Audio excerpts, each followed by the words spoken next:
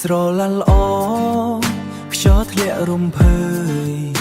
បងចាំត្រានត្រើយនៅក្រោមដើមត្នោតក្បែរភ្លឺស្រែចិត្តបងនឹកអូនឥតលហើយចង់តែឃើញមុខមាសមេគ្រប់វេលា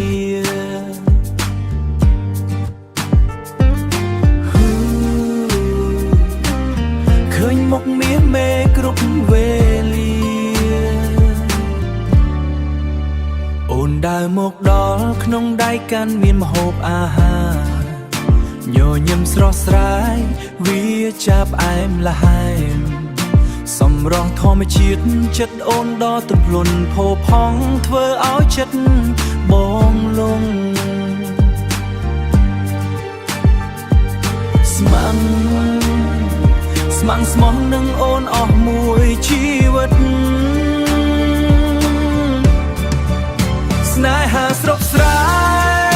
គ្មានគ្រឿងលំអមានបច្ចេកចាំងមានតែបេះដូងតស៊ូជាមួយគ្នាទោះមេក្តៅហើយឬភ្លៀងធ្លាក់ខ្លាំងក៏បងមិនរញរាសន្យាថែអូនឲ្យល្អសន្យាថែអូនឲ្យល្អរស់នៅជាមួយគ្នានៅលើដីស្រែយើងនេះស្នេហាស្រុកស្រែគ្មានគ្រឿងលំអមានបច្ចេកចាំងមានតែបេះដូងតស៊ូជាមួយគ្នាទោះមេក្តៅហើយឬភ្លៀងធ្លាក់ខ្លាំងក៏បងមិនរញរាសន្យាថែអូនឲ្យល្អសន្យាថែអូនឲ្យល្អរួមនៅជាមួយគ្នានៅលើដីស្រែយើងនេះ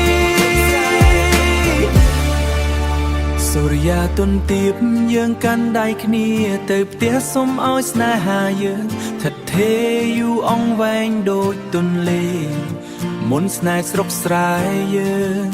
សែនមានក្តីសុខឥតមានអ្វីប្រៀបបាន